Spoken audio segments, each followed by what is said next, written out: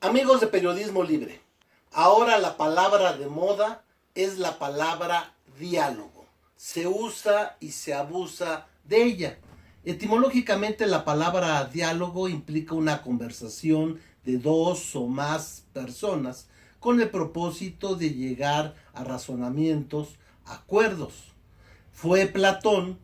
el gran filósofo en la antigua Grecia, el que convierte los diálogos en una forma filosófica literaria de enseñar y de aprender. Esta misma idea la siguieron Cicerón, Erasmo de Róterdam y muchos más.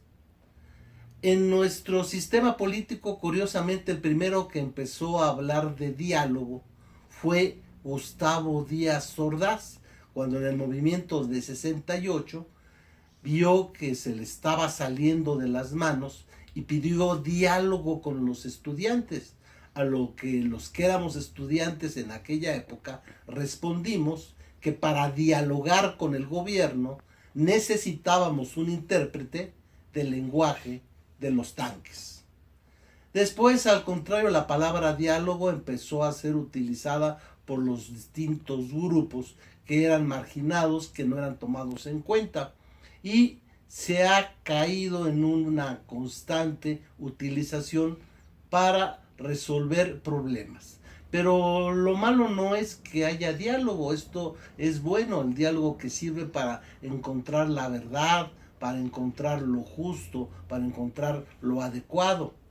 lo que es el bien común.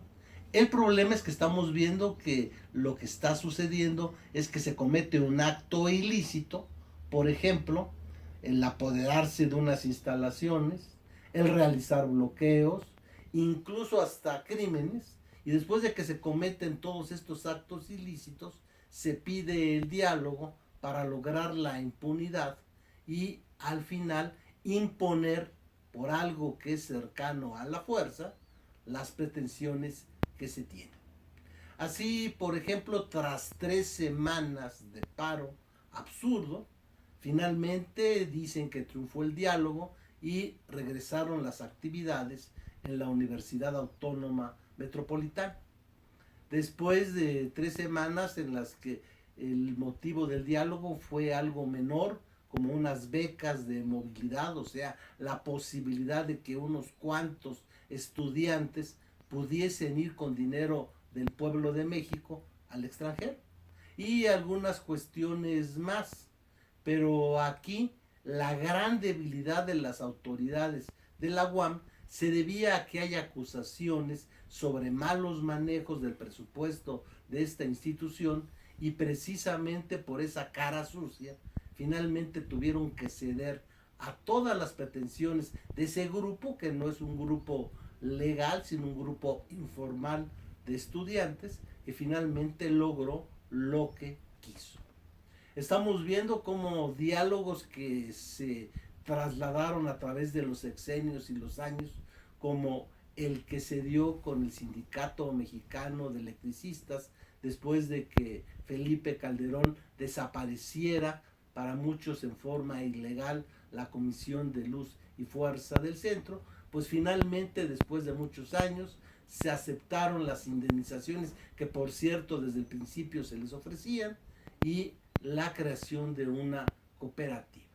Finalmente, después de un largo tiempo, el diálogo dicen que triunfó, pero nuevamente vemos que fue la fuerza. Estamos viendo como casos más célebres, pues el que después de un asesinato en San Juan Chamula, el gobernador del estado esté diciendo que hay un diálogo para solucionar los problemas sociales de esta comunidad indígena. Estamos viendo el diálogo que se había dicho que no se iba a sostener con la coordinadora de profesores hasta que no reconocieran la reforma educativa. Sin embargo, aún con la insistencia de que la base fundamental, que es el no querer modificar la reforma educativa, se habla de un diálogo, y de esta manera pues se pierden horas, tiempo en la Secretaría de Gobernación, cuando se sabe que no se vaya a llegar a un acuerdo en lo fundamental.